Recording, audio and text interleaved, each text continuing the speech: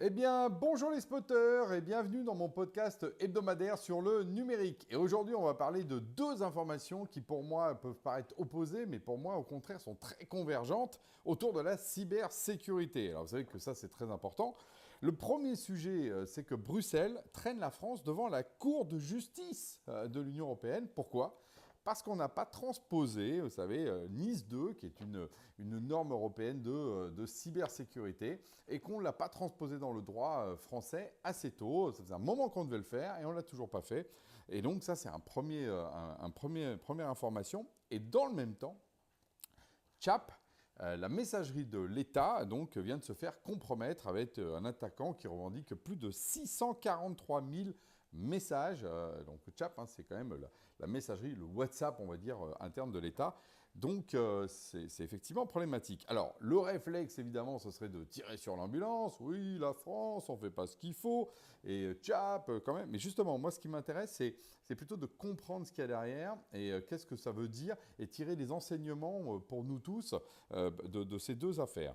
Alors, le premier sur CHAP, déjà, avant justement de crier un peu au loup, c'est déjà voir ce qui s'est passé, puis d'en venir un peu au fait. À date, en fait, ce qu'il voit, c'est que c'est pas, en fait, CHAP n'a pas été compromis en tant que tel, en tant que système, mais par contre, il y a eu ce qu'on appelle une usurpation d'identité. Et voilà, quelqu'un qui, du coup, et après, une fois qu'on a usurpé l'identité, on peut se loguer à sa place, et là, du coup, en fait, on peut accéder en particulier, là, au groupe public. En fait, parce qu'effectivement, ils n'ont pas pu aller au-delà, ils n'ont pas pu rentrer dans les groupes privés dans lesquels cette personne qui s'est fait usurper, évidemment, n'avait pas accès. Donc, le coffre, en fait, a tenu, on va dire, mais c'est la clé qui avait été dérobée de quelqu'un qui, du coup, a pu aller partout où il avait le droit d'aller, voilà. Donc, la leçon de ça, c'est pas qu'il y a un problème de souverain, pas souverain, de l'État, open source ou autre, non.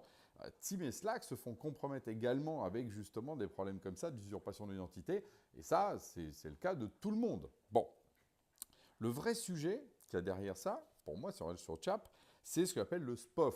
Alors, c'est quoi le SPOF ? C'est la monoculture. En gros, il n'y a qu'un seul outil pour tout l'État, voilà.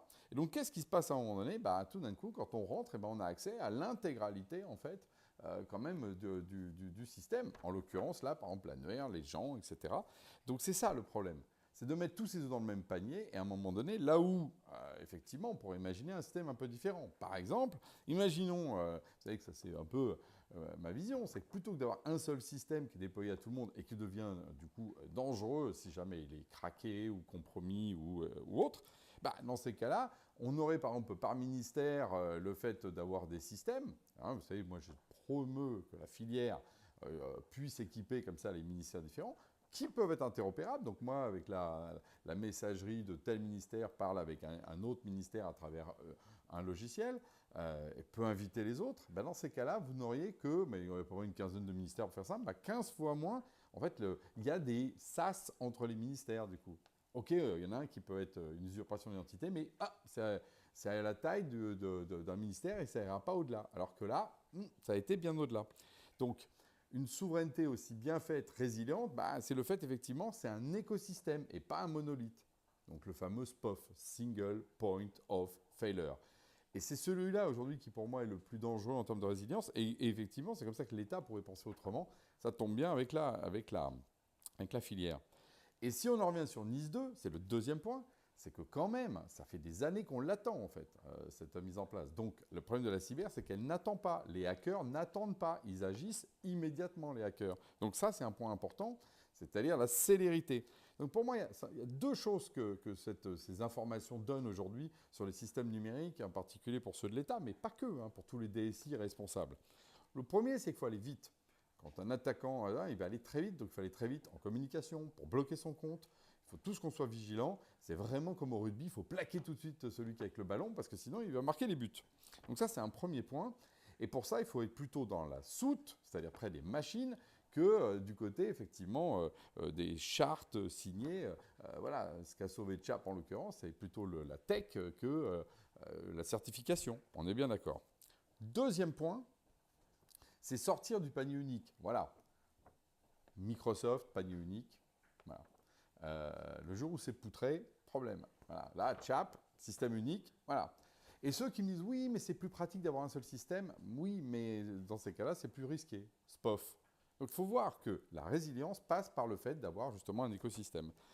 Donc si on prend ces deux, il faut aller vite patcher des systèmes hétérogènes. Et là, du coup, pour le coup, on arrive à mitiger tout simplement et diminuer son risque, tout simplement.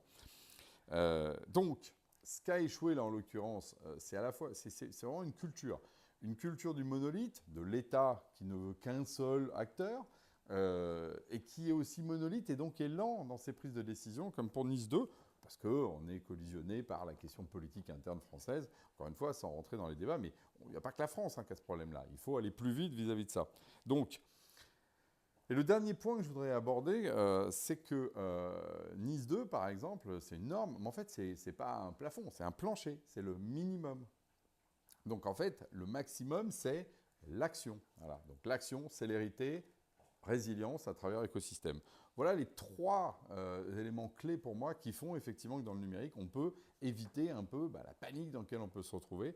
Et je voulais éclairer cette histoire de problèmes d'usurpation d'identité et donc de comptes. Là, je crois qu'il y a je ne sais pas combien d'articles de presse à travers cet angle-là et pas juste effectivement, encore une fois, crier au loup, parce que ça, c'est facile.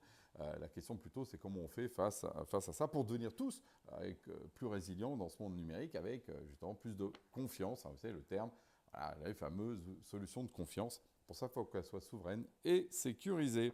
Voilà. Je vous invite d'ailleurs, hein, pour tous ceux qui s'intéressent vraiment à ce sujet-là, j'ai envie de dire, il y a un endroit pour tous les éditeurs logiciels, c'est Exatrust. Voilà, c'est justement le cluster qui regroupe tous ceux pour qui la cyber importe. Voilà, donc rejoignez-le, c'est effectivement là où ça se passe.